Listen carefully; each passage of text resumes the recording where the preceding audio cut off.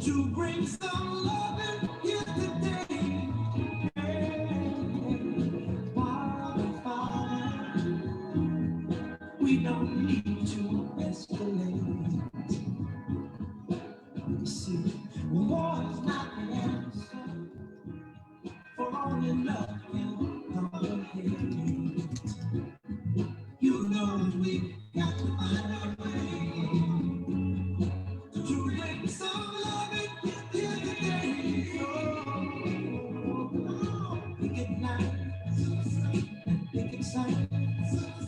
The punish with brutality. Talk to me so you can see what's going on. What's going on? Yeah, what's going on? Oh, what's going on?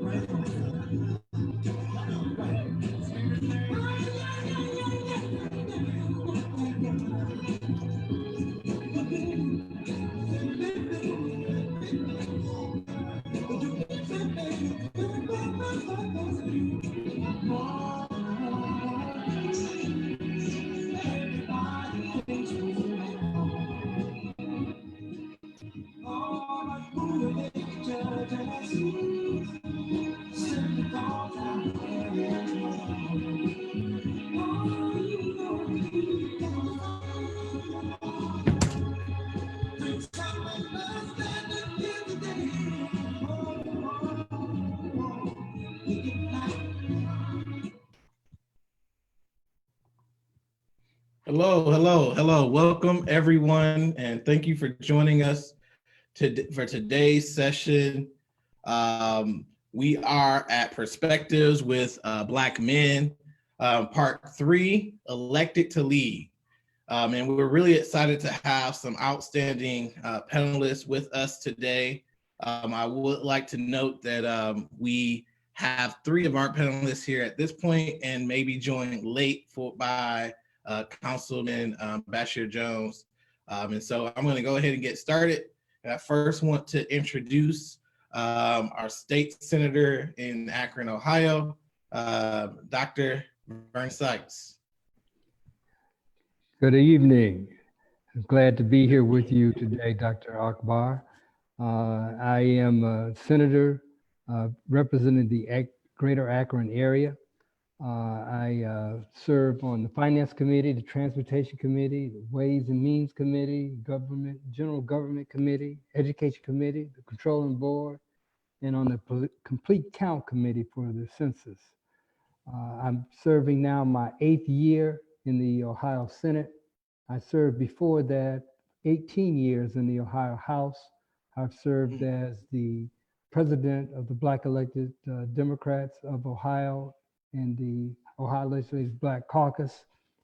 I've served as the Assistant Majority Floor Leader, chaired the Finance Committee, and went to school at Ohio University with a bachelor's in business, Wright State University, a master's in economics, Harvard University with a master's in public administration, and University of Akron, a PhD in public administration and urban studies. I have been a senior management specialist at the county level, as well as a criminal justice planner. I served 2 terms on Akron City Council. I'm currently an associate professor of political science at Kent State University and director of the Columbus program. And I'm very glad to be here with you today. Thank you very much, Senator Sykes. And next we have State Representative Phil Robinson, also here in Ohio. You have to unmute yourself. Sorry, Phil. Sorry about that. Thank you, Dr. Akbar, and it's a pleasure to be here with Commissioner Mahoney and also with Senator Dr. Sykes. I'm excited to be here for the conversation tonight. My name is Phil Robinson, and my first term in the Ohio House of Representatives, representing House District 6, which for the last 40 years was in Republican hands, and we flipped in 2018, and the first African American to serve in the area in the House of Representatives. And so as in freshman year, I served on 3 different committees: primary and secondary education, where I'm the ranking member. And so it's something that touches all of our lives, which is education, also on public utilities, and then on ways and means, which is our tax policy committee in the House of Representatives. And then also a senior executive at City Year, which is a national organization. It uses AmeriCorps and mobilizes young people to help address the dropout crisis throughout the entire country. There are about 29 states across the country. So doing that work as well, and then just trying to make sure I'm staying active and follow and learn from folks such as Dr. Sykes about how to navigate the State House and how to make change, and looking forward to the conversation tonight. And I think we're at a real watershed moment, and excited to be part of the change that's coming. Thank you very much, Representative Robinson. Next, we have County Commissioner Daniel Mahoney out of Jackson County, Michigan. Good afternoon. Good afternoon. Thank you for the introduction. My name is Daniel Mahoney. Akbar, I really appreciate the invitation. My name is Daniel Mahoney, Jackson County Commissioner in Jackson County in Michigan. This is year number 6, term number 3, going for number 4 right now. I'm currently unopposed in this election, so things are looking really well for me. As far as positions I've held while being elected, I serve on the General Government Committee for our board, as well as I'm the current chair of the Health and Human Services Committee, as well as several other committees that I serve on around the community, which is a part of being a commissioner on the Michigan Works board, the Fair Board, the Michigan Association of Counties Health and Human Services Board, as well as a member of NACO, which is the National Association of County Officials, as well as a member of NAPCO, which is the National Association of Black County Officials, and currently serving as president of the NAACP Jackson County branch. Okay, wow. Thank you for coming here and introducing yourselves and being here. I have actually, I always fail to introduce myself, but I take it for granted and think everyone knows who I am. But this is actually a great panel because I have, been able to build personal relationships with each and every one of you over the years in different capacities. And, I'm Dr. Akbar, and part of what I want to do with this series is expose people to the voices and perspectives of Black men in different arenas. And today we talk about elective office.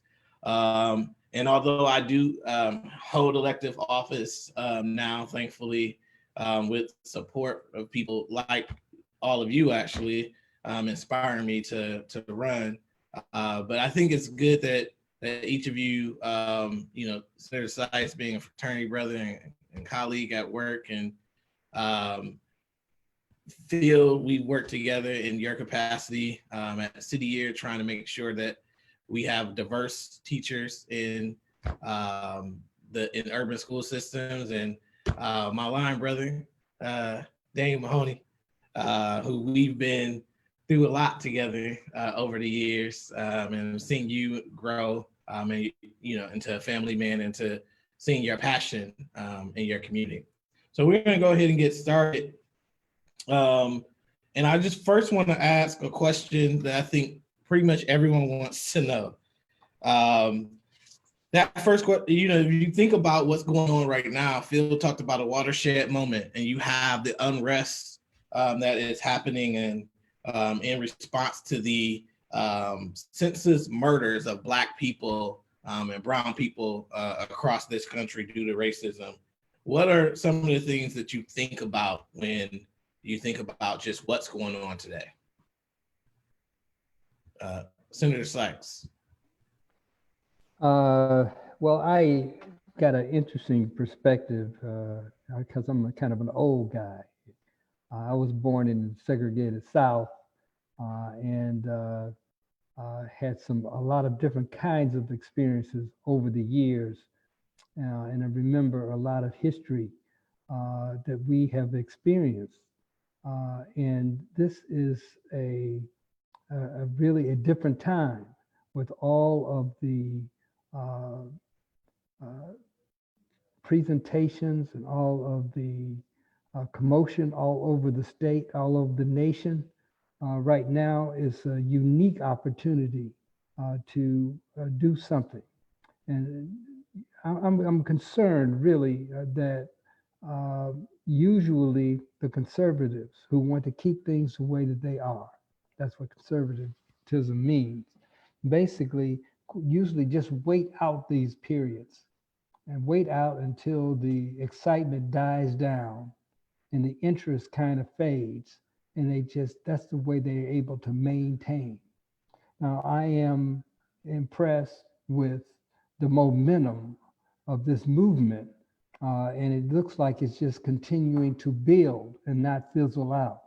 And so it really challenged us, those who are in leadership positions, not to just complain or just join in the crowd, but to provide leadership on policies that we need to enact and change, and budgets and curriculums, so that we can better represent the constituents that have elected us over the years.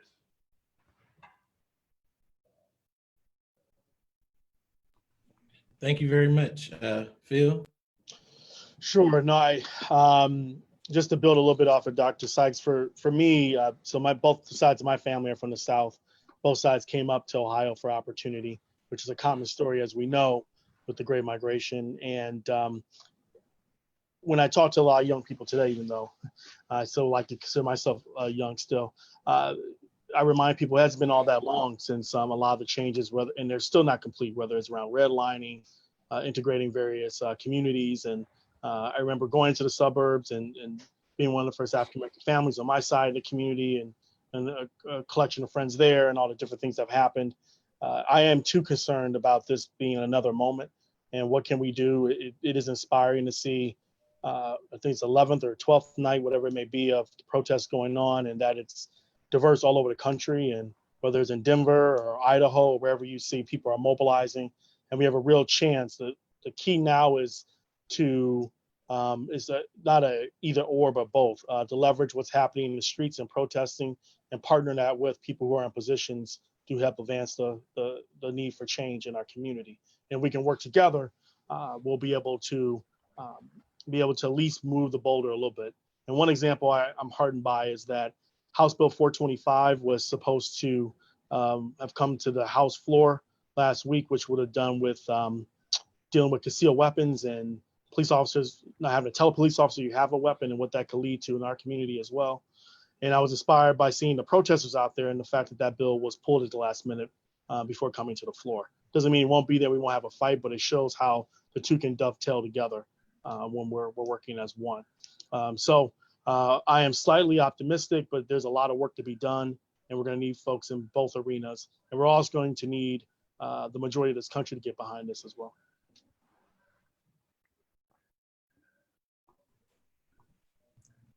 Thank you very much, Representative Robinson. Commissioner Mahoney? Dr. Akbar, I've had so many emotions over the last 10, 14 days since this situation's happened that I don't even know how to think straight right now, man. Today is really the first day I've taken to kind of just cool all the way down and chill out. But I think right now, in this moment, I feel exactly like both Senator Vernon said and Representative Phil said. And I think that in this moment, we have a large opportunity. I mean, during this whole COVID situation, what I've been telling all my circles of influence is that in every tragedy, there is an opportunity. In every bad circumstance, there can be some sort of positive outcome. And I think even in this terrible circumstance that we find ourselves in yet again, there is light at the end of the tunnel, because more people than ever have kind of awakened to the fact that Black people are just not treated the same. And I think as a leader, as an elected leader, the most important thing that I'm trying to think about and making sure that I do is to show up. Show up in the spaces that I feel like people need me to be in. And I think that's like really the largest thing that's been on my mind, is how I can best show up and how I can best be a help to the community at this time, and make sure that when this moment does pass, that real structural change is being worked on and being made from this big push of people. Because my worry, just like they said, is that this is a social media moment. This is the hot button right now. This is the hot thing right now. This is the cool thing to do. Let's go out and protest with our friends tonight. What else can we do? We can't go to the club. We can't go to the bar. We can't go to our favorite restaurants. We can't go get our hair and nails done. Let's go on ahead and protest. But once the salons open up, once the golf courses are fully open, once the restaurants open, once the economy is completely back open and your businesses are back open, what are you going to do at that point? Are you going to still be willing to show up and protest? Because my life will still be in danger. But that's probably past my time, but that's kind of how I feel about this current situation. Wow, thank you. I think those are some very poignant words that all of you have shared. And when thinking about each of you when you first were elected,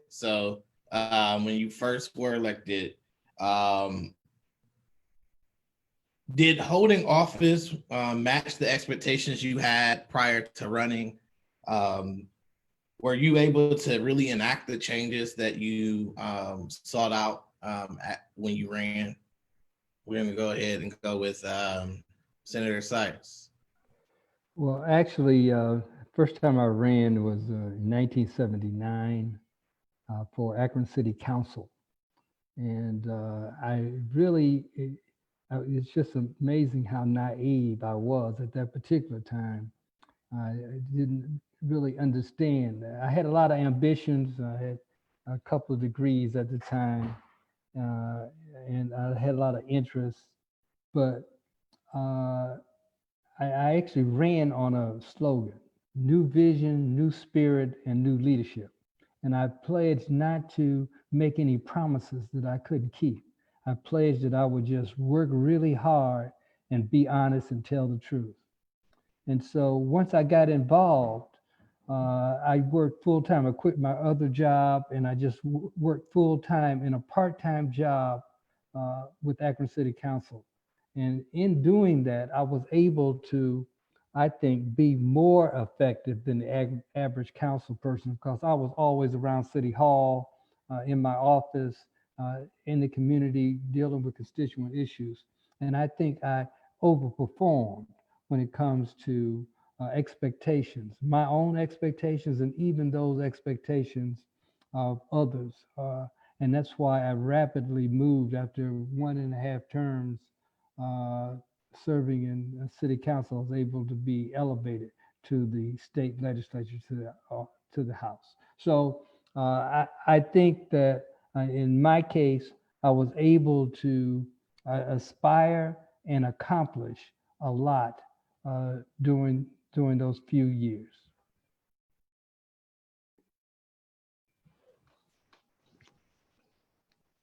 So for me, I remember the first couple of days after I got elected and we went down for orientation. The biggest issue wasn't orientation, it was who was going to be the next Speaker of the House, because they had an inter-party battle going on between the Republicans and the House of Representatives. And so immediately we were thrust into there. And one of the things that stood out to me was the unique ability that our Ohio Legislative Black Caucus had to be able to help determine who would be the Speaker and what that could mean. We've been fortunate to have been and still are being led by a minority leader, Amelia Strong Sykes from Akron area as well. And many of us, several African Americans as freshmen, have been able to get bills not only passed in the House, but signed into law. And just to give you all a frame of reference, 700 plus bills, and we have maybe 30-ish have been signed into law. And several of those have had African Americans, including Representative Crawley, Representative Juanita Brent, myself, and also I believe Representative Boyd. So it just shows what can happen when you're able to jump in there. And then many of us are also ranking members on committees, which means we had a responsibility of leading our fellow Democrats who sometimes have been there longer, and not all just African Americans were leading at point two as well. So it's been definitely a buckle up and learn. You know, the phrase "drinking from a fire hose" is real, but it's definitely an honor to serve, and it demonstrates what can be done, and you don't have to wait. And I'll just leave with this. Everyone tells you you're not going to be able to get anything done, a super minority. You can't get this done, can't get that done. I would say if you look at the Democratic caucus that we have in 133rd, I dare someone to compare that against any other state in that similar situation, or in the last several decades, at least in the minority, where we've been able to get a lot of things done. So probably more to surpass my expectations, but it's definitely a lot of work to be done and more work to do.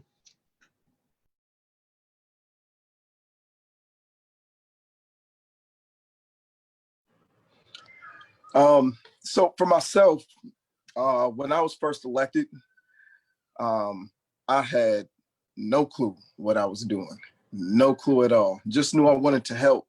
You know, and it's funny because I called Akbar and had to thank him because I remember, so like when we were neos our first year, we didn't have any choice. We had to take office as neos on campus, and you know, I wanted to be president. Nobody else wanted to be. Well, Akbar, I think me and Akbar had worked it out. Like, you be vice president, we worked it out. And you know, through that experience, it was a rough transition because we didn't have a whole lot of examples ahead of us to kind of mentor us, to teach us how to run the branch at the time, the chapter, I'm sorry. Didn't have a whole lot of people teaching us how to run the chapter. We had old heads around us to give us guidance on certain things, but most of the things I felt like I was learning under fire. And I remember we had a very heated discussion, Akbar and myself.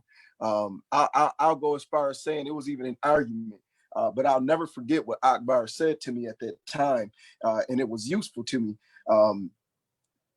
We were arguing, and it was about something that needed to be done, and I don't think I realized that it needed to be done. And Akbar's statement was, "You're already in the seat. There's no excuse at this point. You're the president. There's not an excuse for not knowing. Ignorance is not an excuse. You're the president. You signed up for the job, and it's your job, and you should know the things that need to be done." So in taking this position, I've taken a very, very proactive approach at making sure that I'm learning as much as possible at all times possible. I live in literally the birthplace of the Republican Party. When I initially got onto the board, there were two Republicans, one passed away, or two Democrats, including myself. One passed away, and they replaced him with another Republican. So I was left on the board with 8 Republicans and myself, trying to make sure that I'm learning as much as possible and being given as many opportunities as possible to lead, as well as making sure that I'm learning. Because I think once you're in the seat, it doesn't matter what iota seat, iota of the ranks you come from, whether you're a D or an R.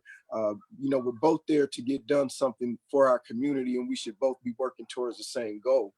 So I made it a point to make sure I made as many allies on my board, and was learning as much as possible, as quickly as possible, because I didn't want to run into a situation where I was making a detrimental decision on something, and because of lack of knowledge, I made the wrong decision, because it's going to affect people's lives for years to come. As far as the changes that I've made, I think that's a tough question for me to answer, because I feel like change is constant. And there's been a lot of changes that I've been a part of helping make. Some have been decisions that I didn't agree with. Some have been decisions that I have agreed with. But I've definitely had some accomplishments along the way that I'm very proud of.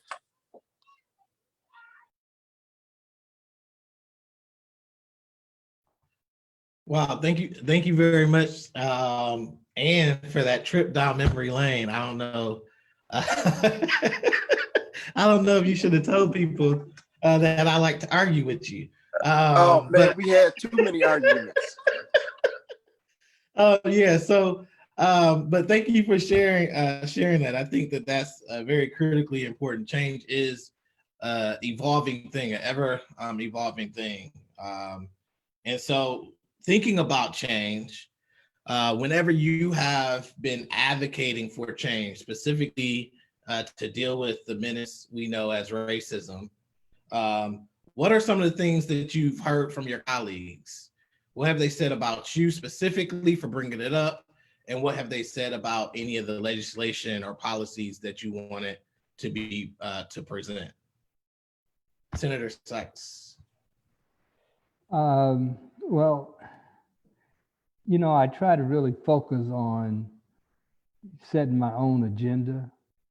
And so not so much kind of responding to them, but actually taking positive steps forward and dealing with issues dealing with race, racism, minority set-aside kinds of programs, and so forth.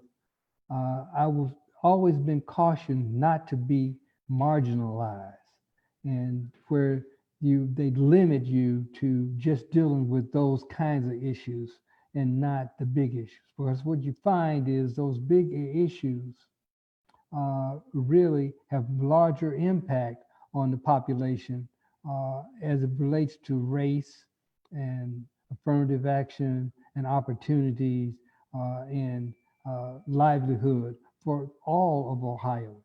So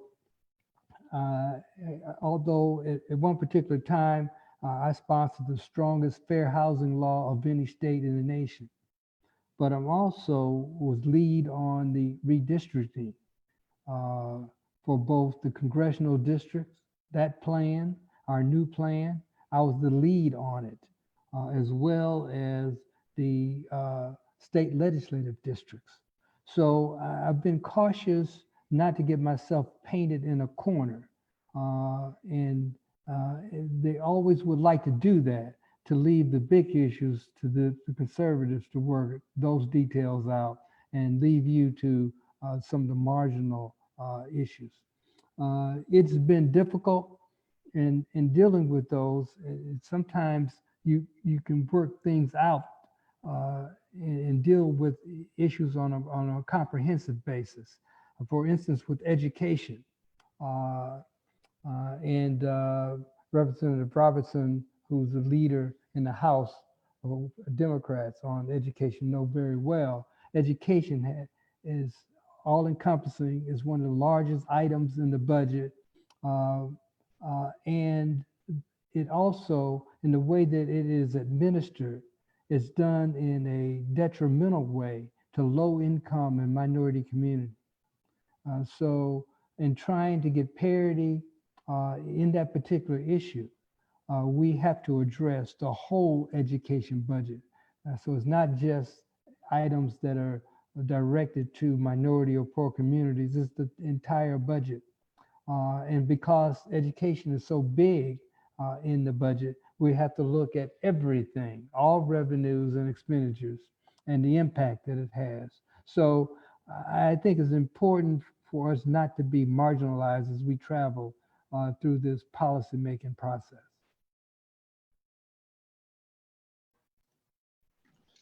I think Dr. Sykes, Senator Sykes said it well. Just to build off a little bit, a couple of things when you've gone into the political arena or corporate arena, any arena, there a lot of times there are a lot of assumptions, prejudices, or other ideas people have, preconceived notions, and they're constantly trying to see how you're going to respond to things.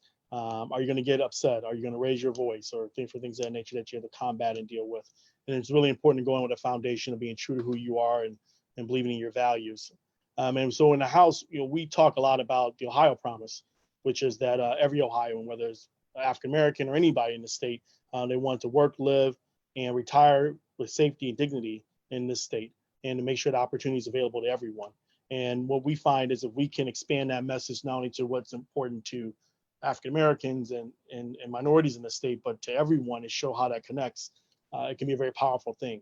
Many times in politics, there's a race to divide us, and there's a lot that unites us. And when you look at rural Ohio and different things of that nature, there's some of the same, although different areas, some similar challenges. And so one thing, and although you may be able to build relationships, demonstrate that you don't fit preconceived notions they may have, it doesn't mean that you back down from what you believe in. So for example, there's an actual way that people can mobilize this Tuesday on June 9th.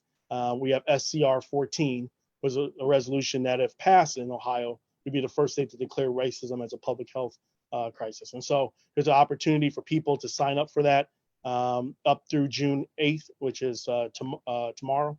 You can sign up a witness testimony. We need as many people as possible to come down to Ohio, elected officials, activists, and everyone in between to speak, because this is a moment in which we were, thank you to Senator Sykes and others' leadership over in the Senate, we were able to get a hearing. And actually, I believe there's several Republicans who are co-sponsoring, including Senator Coonsey and Senator Lehner and others. And so it's an opportunity for us to demonstrate, and tie back to the first question you asked, Dr. Akbar, to make sure this isn't just something that's happened as a moment and then passes. This is a way to keep things moving. And so every day you stick to your values, you know why you're there. You have to have a why for why you ran in the first place, and never forget that. And then making sure that even though you're able to shatter some expectations of people who maybe haven't met many people like you at the State House, you have to continue to fight for the things that are important. And then finally, learn from people who've gone through it and who've been successful. And so individuals such as Dr. Sykes, a lot of us look to him and learn from him and many others about how to navigate, how to legislate, and how to be effective advocates for our community.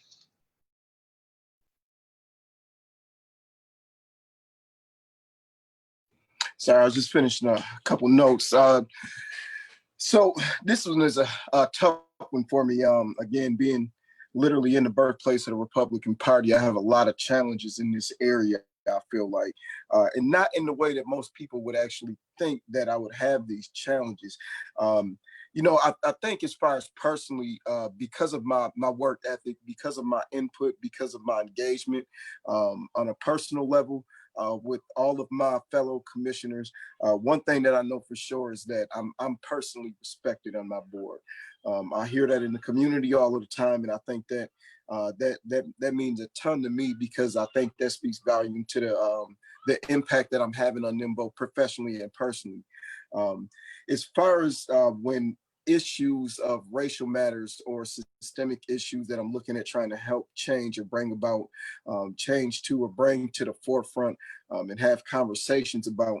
The biggest thing I think that I have a challenge with right now is making it real to them. Like, some issues arise and some things come up, and because they don't share the same perspective as I do, they may not see it. So what I've tried to do to combat that, I try to make sure I see the good in everything and make sure that I put the shoe on the other foot.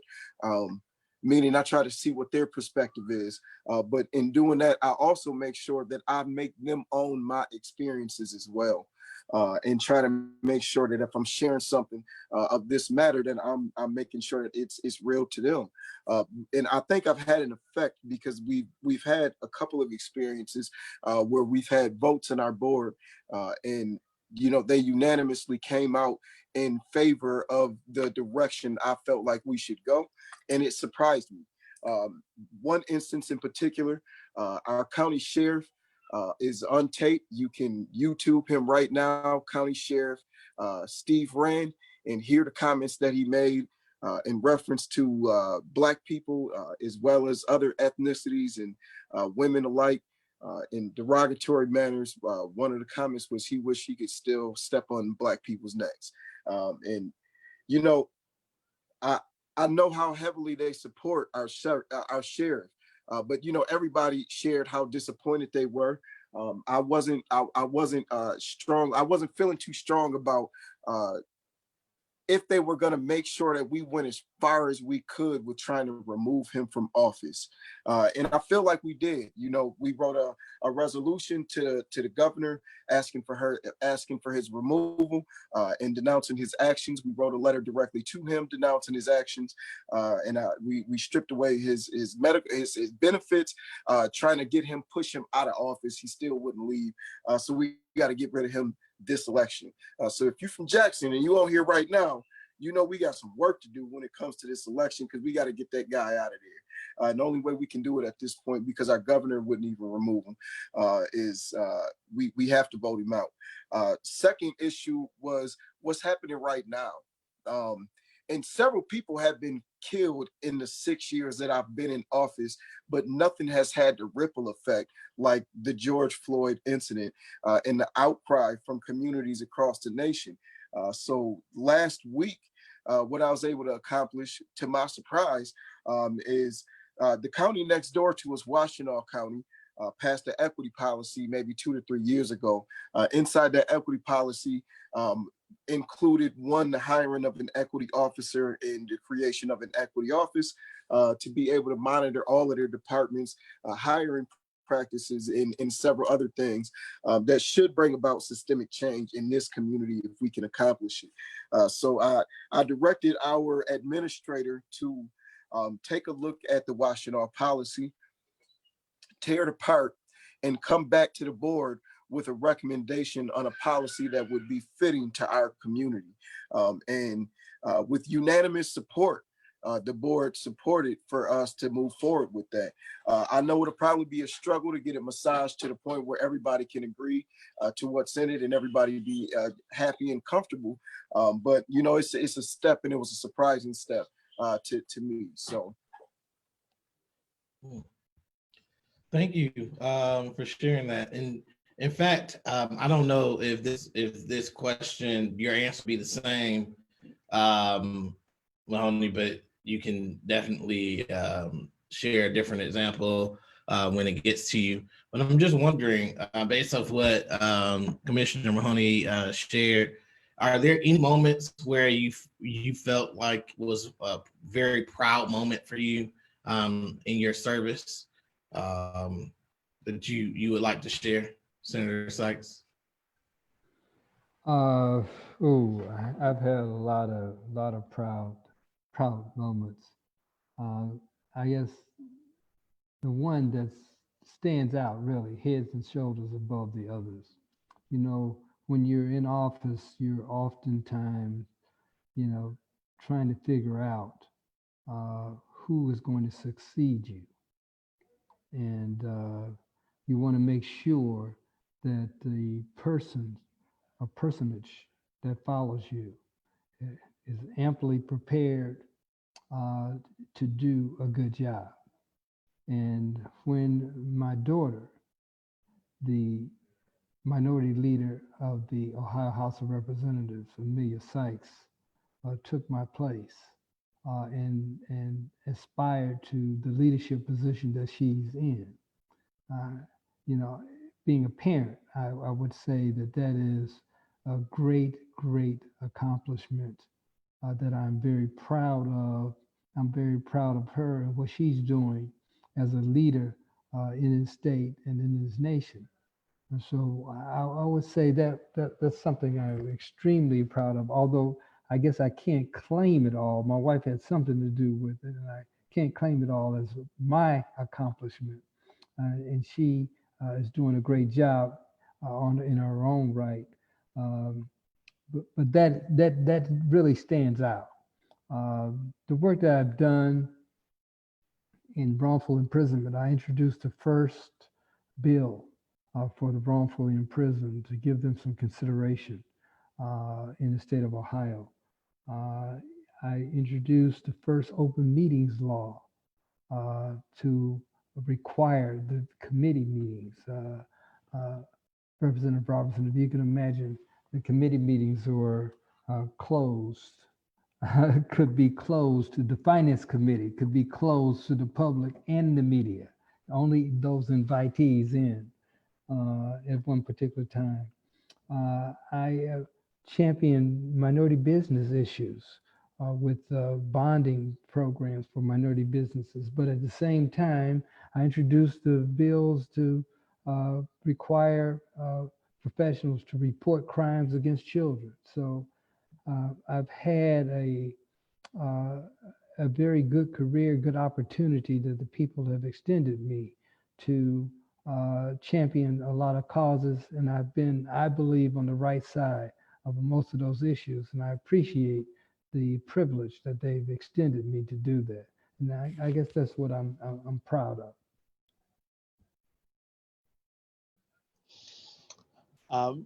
I'm just getting started on this journey, but a couple of things that come to mind on almost the last 2 years. One, the day I got sworn in and being there with my sister and my parents and my wife and my two kids who are 5 and 2. That was a very uh, emotional and also celebratory moment of not only what our victory represented to folks in our community, but also the opportunity to serve, which not everyone gets a chance to do in the legislature. So that was definitely a proud moment. I think for me, a couple others. One is House Bill 4, which is the first law that of mine, which was a priority bill that I signed into law, which essentially will match up businesses with technical colleges and other programs, and a really one-stop shop way to get people trained so we can put people to work. But a lot of times we hear about folks who own businesses who are saying, I can't put people to work because of bureaucracy. So excited about that, and standing there and watching the governor sign it into law is it's a very very proud moment for not only myself but everyone who was involved in that. I'm proud of the fact that we have a majority female leadership team in the House of Representatives on the Democratic caucus side. I think that's really an amazing moment. I echo the senator's words about Minority Leader Sykes. She's doing a great job over in our chamber and really show what we can do working together. And then Senator Sykes probably remembers this one, the voucher fight that we just had, where they were looking to expand vouchers to double it to the number of buildings, which would have really gutted a lot of public schools in not only urban areas, but suburban and rural areas. And we were able to push that back. On conference committee, we were able to stand united. As ranking member, I was honored to have been entrusted by my caucus and our minority leader to push that fight. And so 50 hours and 300 witnesses later, we were able to get a moratorium and stop that from happening. So we have more time to work on it. So I was proud of that. And I just want to say thank you, Senator Sykes, for making sure we got more transparency around the committees. I can't imagine no one being able to go there. And that work is what's led us to not having everything on camera, which I think is really important so people know who's saying what and who's responsible for what. But it's an honor to serve, and humbly, hopefully, after getting reelected, I can continue.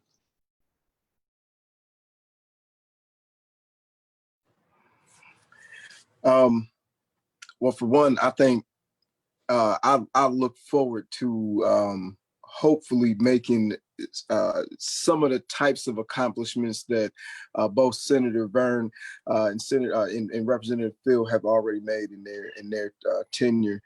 Akbar, as far as myself, other accomplishments that I would say that I'm most proud of, I'll have to repeat after what Representative Phil said the day I got sworn in, and really probably the election night when I finally got the numbers back.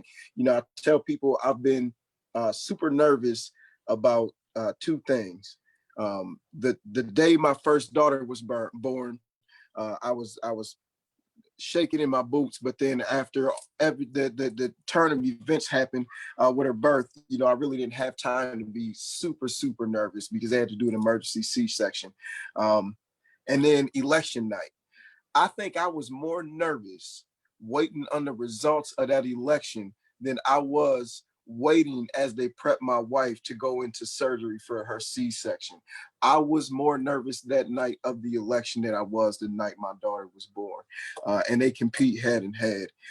So that was definitely a very proud night for me, being first elected, because this is not a path that I thought I would be on. I don't have a political background. I didn't go to school for political science.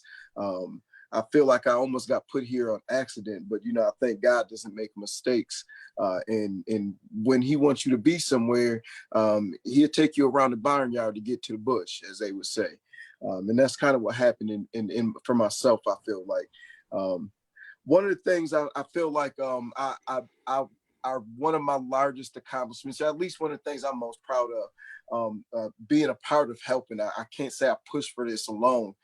Is we have a summer work program here, and in my steps of preparing and coming along the way of being elected, one of the biggest things that I noticed that disappeared is the work program that we had for teenagers when I was a teenager.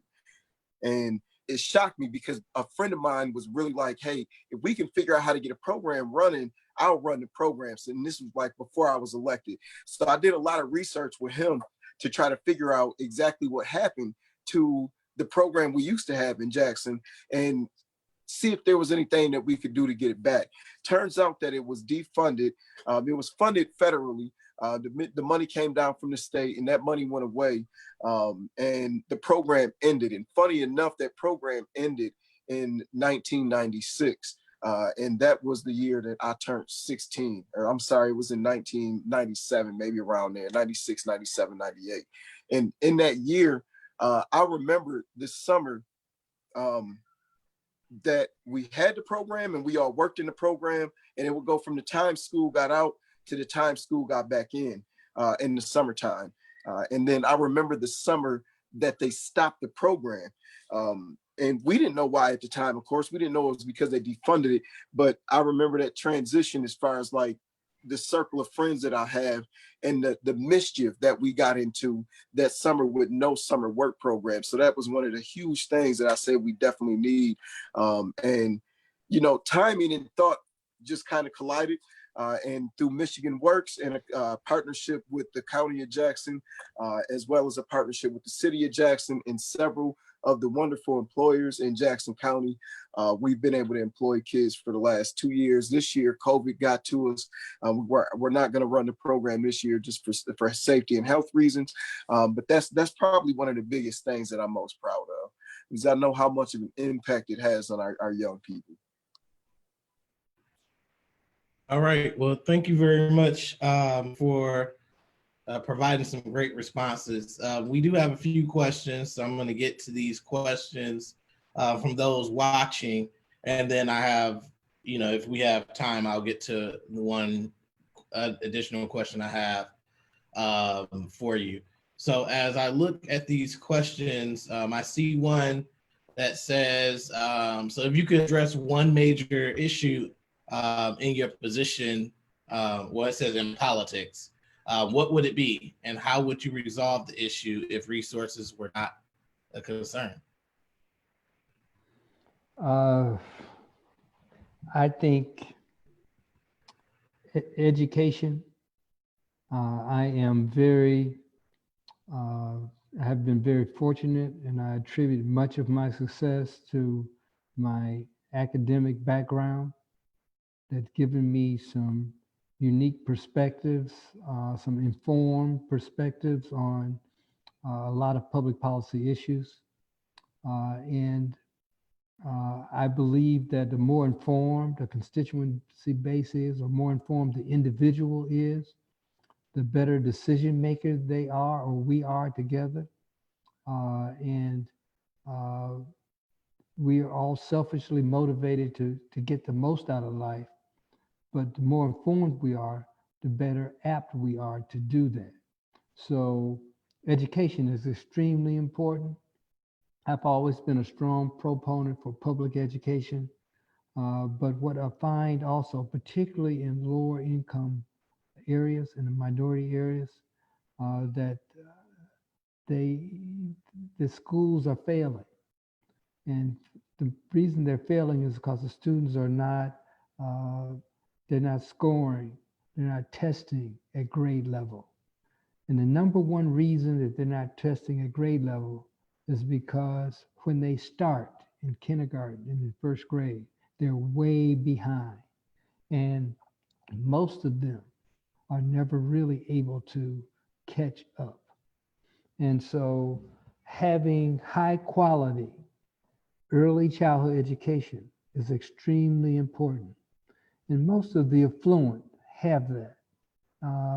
But the low income, they can't afford. Now they're concerned and interested and have a great demand for daycare, but not high quality early childhood education. And unfortunately, uh, Dr. Akbar, the public schools started kindergarten for the most part and have not uh, uh, explored early child education to the extent that I think we could and should. And because of that, we're way behind, way behind. And those children are grow up to be very, very disadvantaged. So I would have universal, I would implement a universal early childhood, high quality education for everybody across the board, not just for the affluent or not just for the poor, but for every child in public education would have access to a high quality and early childhood education. And I think it would revolutionize our economy. It would make us more competitive and make us more informed and make better decisions on all levels dealing with all things. To fund it, I would simply do an income tax to fund it because income tax is progressive, can be very progressive. So those who have the ability to pay more and contribute more to it would in actuality pay more. So I would have universal early childhood, high quality education paid for by a progressive income tax. So I would have two things. One would be in line with what Dr. Sykes mentioned. I believe in universal pre-K for all 3-year-olds and 4-year-olds across the state of Ohio. I think it's urgent early childhood. By the time many students get to third grade, if they're behind, I think the Casey Foundation put out a report that they're behind by third grade on attendance, behavior, or coursework, especially in math and English. They only have a 25% chance of graduating on time in high school. And so I would agree with that. Also, I would want to push for full day kindergarten.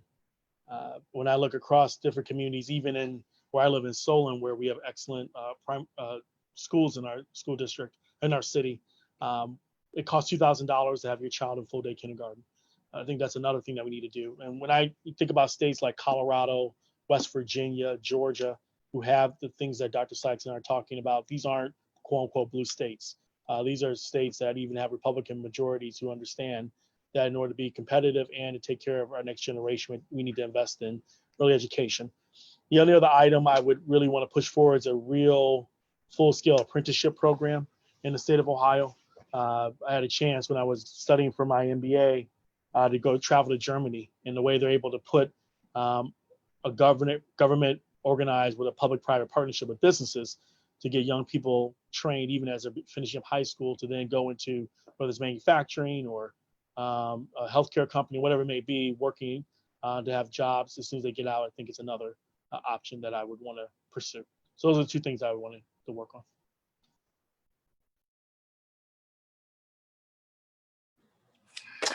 Okay, so two things for me to work on as well.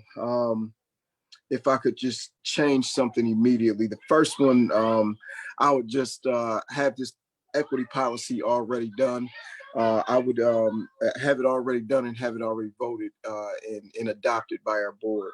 I think that it is a critical piece for our community from the damage that's been done in our sheriff's department and the situation our community is in right now. I think that we are in dire needs of this equity policy.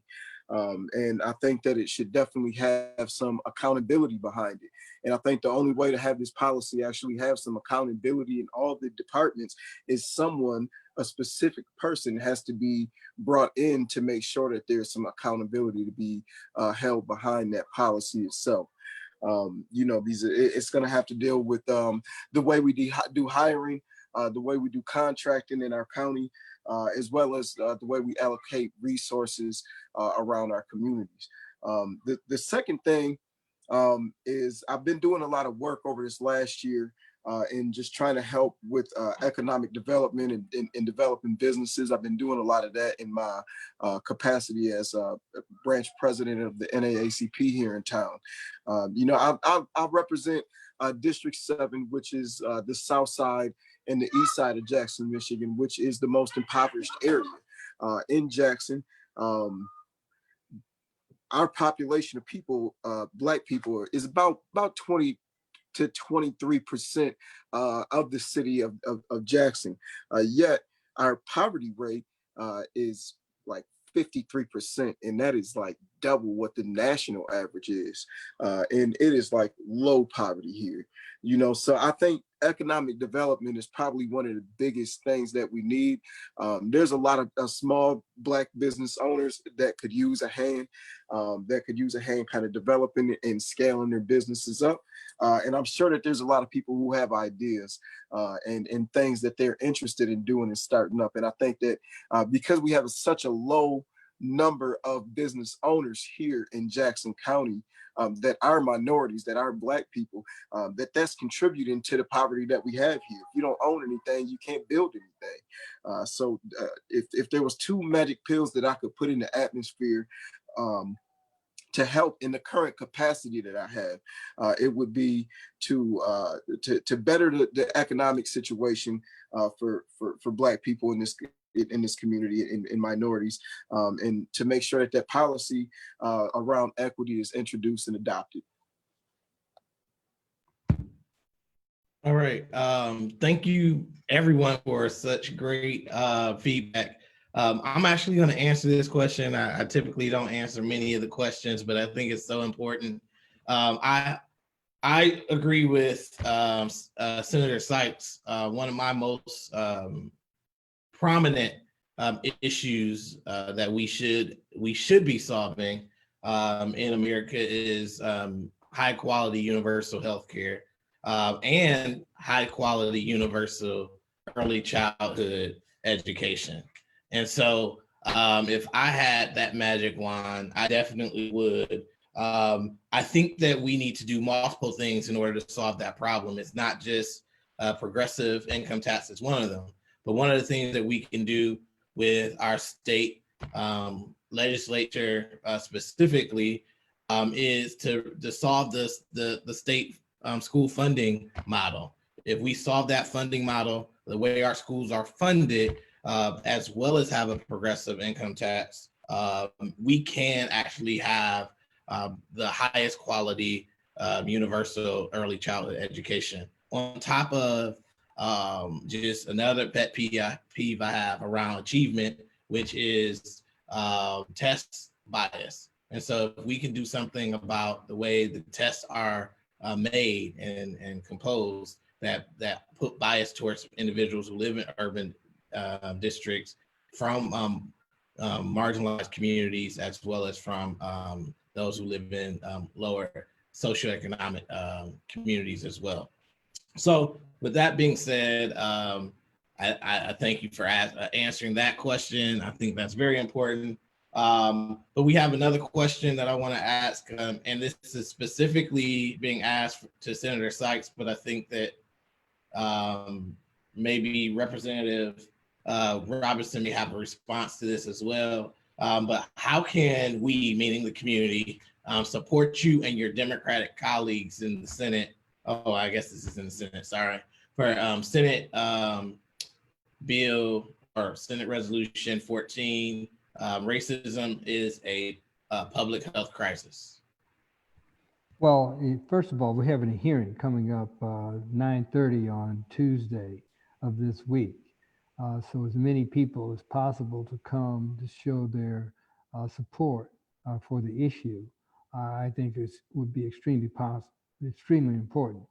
Secondly, I think that writing letters to senators about this particular issue, calling senators, meeting with senators, organizing efforts for grassroots lobbying with different organizations, I think is all very, very, very important. This is an election year, and I think it's important that that we are asked questions. Are we going to support? Are we not going to support, and why? Um, to be held accountable to the public on this and all the other important issues. So I think advocacy right now is extremely important to mobilize the public, and that's what's happening around the country with this race issue at the present time. The community is being mobilized and is having a substantial impact. And we need that same type of mobilization for this particular issue, and we can also have a great impact.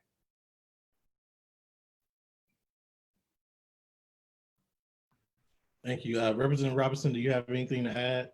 Yes, I would. I agree with everything, echo the sentiments of Senator Sykes. One other thing I would just add is we also have a House Concurrent Resolution 31 in the House, which is similar, introduced by Representative House and Representative Crawley. And that's been introduced in it, I believe it's in the State and Local Government Committee. So I would encourage those to push for us to get a hearing on the House side by calling and writing and emailing the Speaker's office, Speaker Householder's office, and also Representative Wiggums, who is the chair of that committee, and our ranking member, Bridget Kelly, as well, and the members of that committee to just push to get a hearing. We're excited we have a hearing on the Senate side. We want to get a similar hearing on the House side.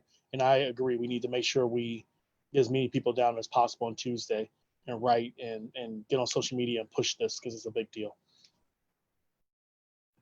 Okay, thank you. So since this kind of goes in this vein, I want to ask Commissioner Mahoney just the question about what advice would you give anybody in the public who are looking to make some change? How can they help someone who's holding public office like the one you hold? How can they help you? Well, first and foremost, I think, that's a critical question, man. How can you help the individual? I think that you definitely have to start by trying to help the individual and reaching out to that specific elected official and asking them, how can I help you? And if there's an issue that you are trying to lobby for and you already have the support of that elected official, one thing that I can tell you not to do is don't harass that specific elected official about that issue. They already support you. What happens far too often in my community is my community members like to put the pressure and the stress on the individuals already representing their cause. And that has no weight, no influence on the way the other commissioners or city council people push the button when it's their turn to vote. I think that it's important that as elected officials, you also help your constituents understand how to advocate their issues to other commissioners or other bodies of other decision-making bodies. I think that's a very important thing that you can help your constituents do, because I think a lot of times people come back to you as an elected official because you're a trusted voice to them. At least that's the way I usually take it, is that individuals coming to me with an issue that I probably can't help them with because they know I'm a trusted voice and they know I'm going to try my best to help them.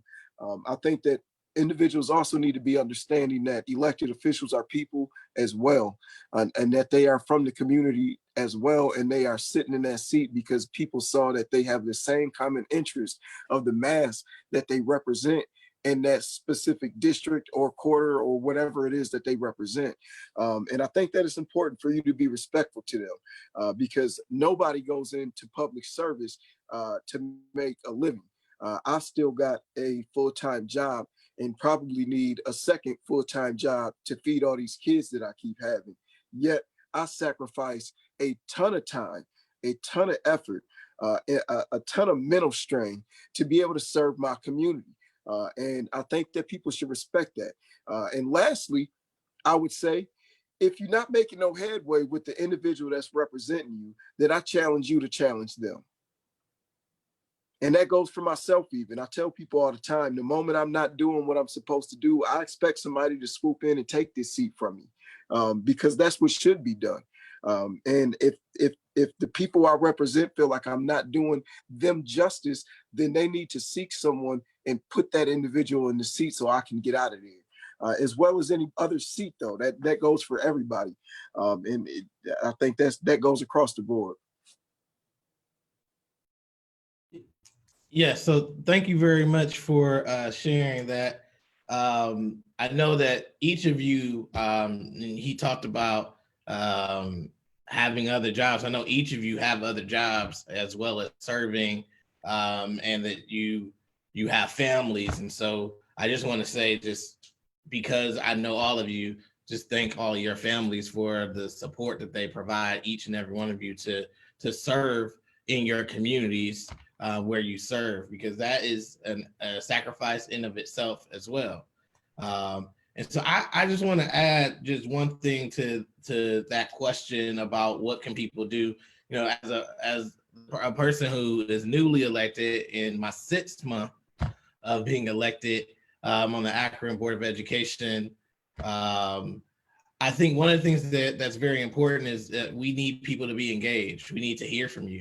One of the things that's very important to me is to be able to build that bridge from the board and the community. And so in any of our public spheres where we all represent our constituents, we need there not to be such a gap between the people and the bodies. And so the more you can do what Senator Sykes and Representative Robinson talked about, is writing letters and talking, coming to testify at those type of hearings, to do what Commissioner Mahoney said, is make sure that you're putting the pressure on the right people, not the people who are supporting the issue that you already want to get done. I'll say that one of the things that Senator Sykes told me that I think is important, and this is my question to you as well. When you think about leading and what's next, Senator Sykes told me once is in order to make change, you got to build a coalition. And so when you think about coalition building and getting things done with what's next, what policies and legislation do you feel is the most prevalent moving into this next phase that you need to build a coalition around?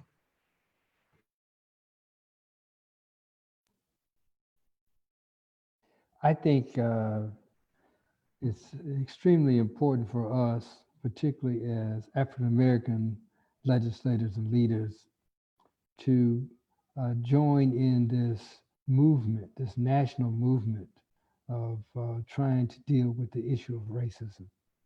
That we should be out front recommending policy changes that's going to have some lasting impact and effect on our total community. I think this is a rare opportunity for the community, but a rare opportunity for us to have the light shine on us in a bright way, so that we can focus on making suggestions and recommendations that's going to last for quite some time. So I think it's important for us to step up and speak out and provide leadership in this, and not just sit back and watch it, but provide leadership so that we can guide it down a path where we can be most effective.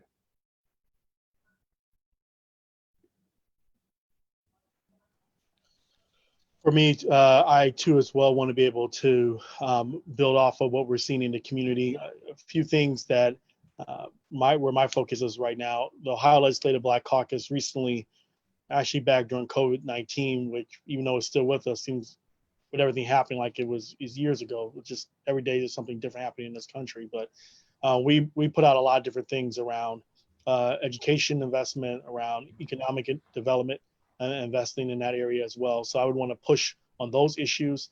Criminal justice reform, I believe, is another big one that we need to work on as well, in the State House side. And then there's a whole host of other things that that we put out as a Ohio House Democratic Caucus for sweeping legislative reform that we need folks' help on, is help push for in the State House, but that we as legislative leaders have to be willing to step out and push for as well, even in these uncomfortable moments for a lot of individuals. And then also on the political side, we need to break the supermajority. because we need more balanced state house, and we need more folks who share some of the beliefs that we have around making a just and equitable society for everyone in order to make this work possible. So some of the things I want to work on.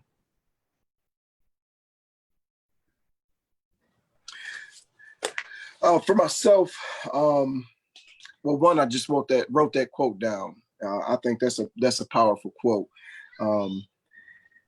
Like I said, I find myself so often learning under fire that right now, the movement that's happening right now with these young people being fired up and upset about racial injustices and really seeking to stand against what's happening over time, that the biggest coalition I'm looking to engage with is already built, and that's the coalition of young people.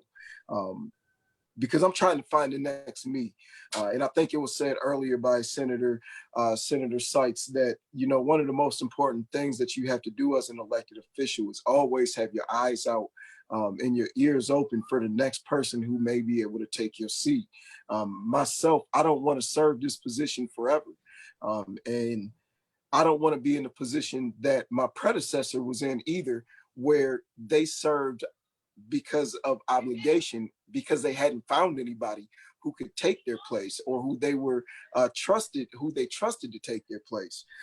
So I just want to try to help build somebody up and build individuals up behind me that will come along and be interested in doing the same work. I've got a shirt that says "I build Black political power." Because I feel like it's so important for us to have our own voices at the table. And I do think, like you said, I think the biggest thing is for us to work towards taking this moment and translating this moment into actual change. And I think the change has to come around all of the areas that we know are already the critical hot points that we've all talked about. Economic development, prison reform, and all kinds of different things that need all of these changes to happen. And we have to like I've been telling people, at least in my community, that we have to have a common agenda. And that's really like the next push and the next thing that I'll be working on in my community is helping create a common agenda of things that we want to see change as a result of the issues that's been going on in the unrest in our community. I'd like to add, President Robertson reminded me of how important it is, the redistricting issue. We talk about the balance of power. The single most significant factor to determine what party controls the majority is the party that draw the lines. And we have been in a constant fight and battle over this for several decades, not just here in Ohio, but across the country, and particularly though here in Ohio. And we have put in place change. Now, every 10 years, we have the census, and it's so important that we have a complete count. It's so important. And that's one of the problems, or is problematic with the corona virus, that it has hampered collecting that census information to a certain extent. But we're hopeful that we're able to get a complete count. And so it starts right now, because these figures that we aggregate right now are going to generate the districts, the data that we use to draw the districts for congressional districts and House and Senate state districts. And so it's so important that we get ready for that battle, that we are able to hopefully have districts that better represent the interests and the wishes of the constituents in those districts and in those locations.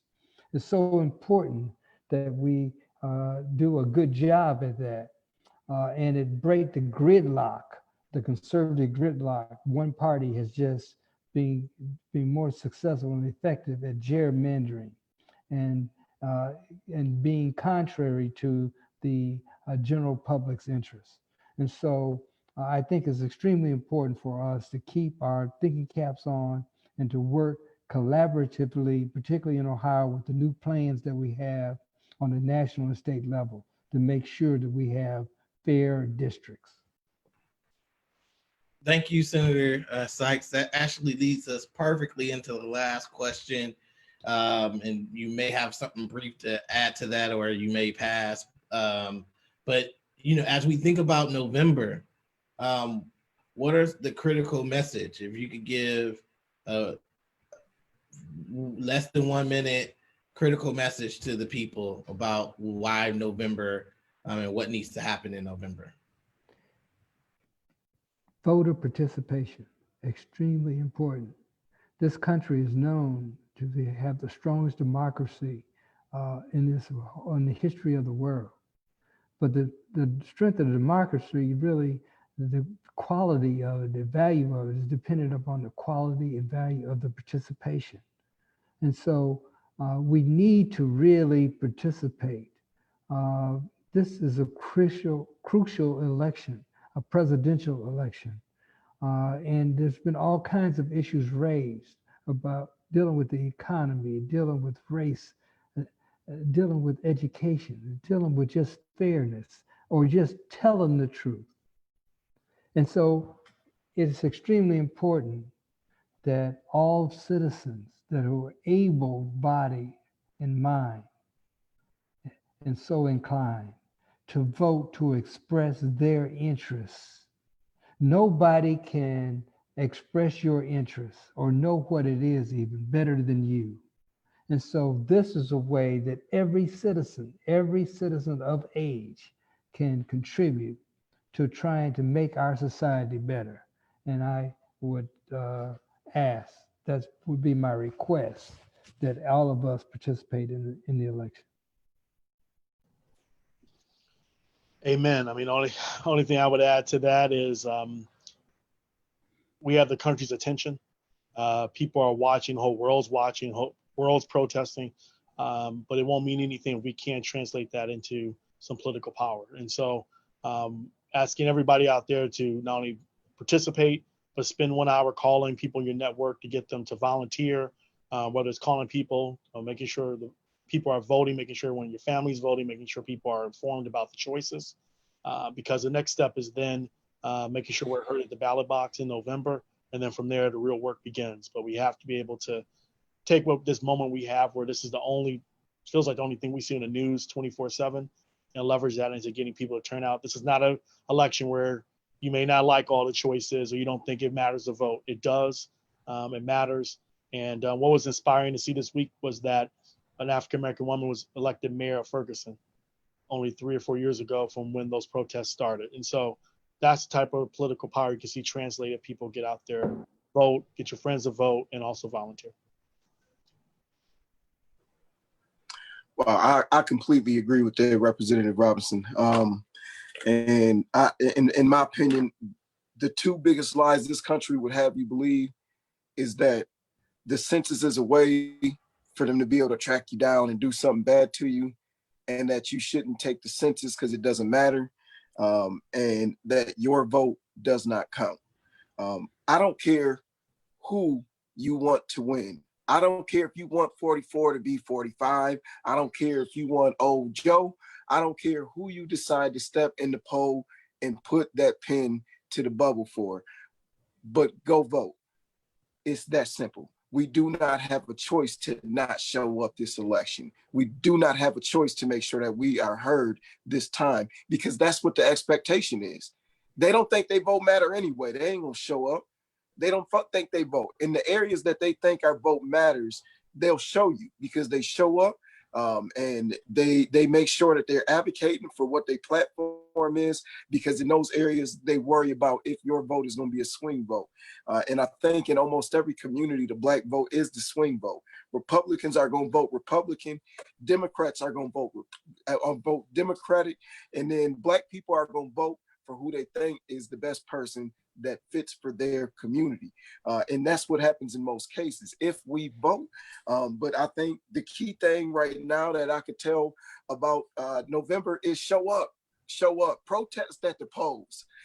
That's where the riot is at. Riot the polls. You know, you want to tear something up, tear the polls up, please. That's what I'm asking people to do, and that's what I would encourage people to do. Thank you. And as always, I have to give a disclaimer because I know my line brother very well. He does not mean actually tearing the voter location up. He means actually bringing everyone you know, the large masses, and vote. That's what he means. I just want to clarify that's what you meant, right? Yes, sir, Dr. Akbar. Yes, sir, I did. All right. So, I just want to make sure when we talk about Black males, our narratives aren't twisted and turned. So I want to thank each and every one of you for being here today. Senator Sykes, Representative Robertson, Commissioner Mahoney, thank you for taking the time to visit with us and sharing your wisdom as well as your perspective as a Black male who has been elected to lead. For everyone out there watching, voting not only matters, but is essential to making our voices heard. And it is the reason why each and every one of us sit in the seats that we sit in.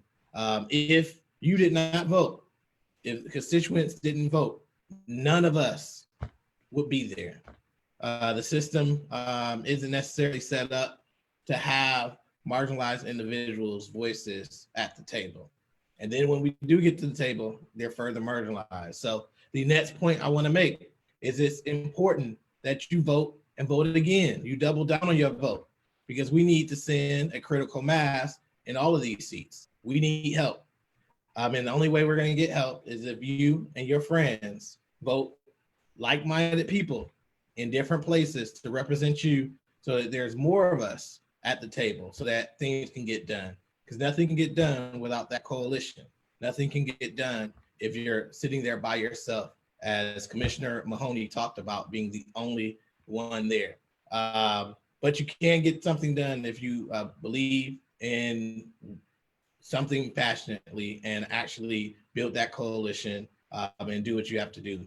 The last thing I want to say is we've been doing these and we are really excited about part 4. Part 4 of this discussion, Perspectives with Black Men, is about liberating lyricists, and we will be having some outstanding individuals joining us.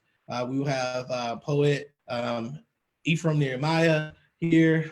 We will also have Damon Childers. We will also have Gerard Allen out of Detroit, as well as Billion out of New York. So we're really excited to have that panel, part 4, on Wednesday at 8:30. And we will talk about how they use their platform as an artist to speak about our society and to promote change. So thank you very much for joining us, and have an outstanding weekend and an outstanding week. Thank you. Thank you. Thank you.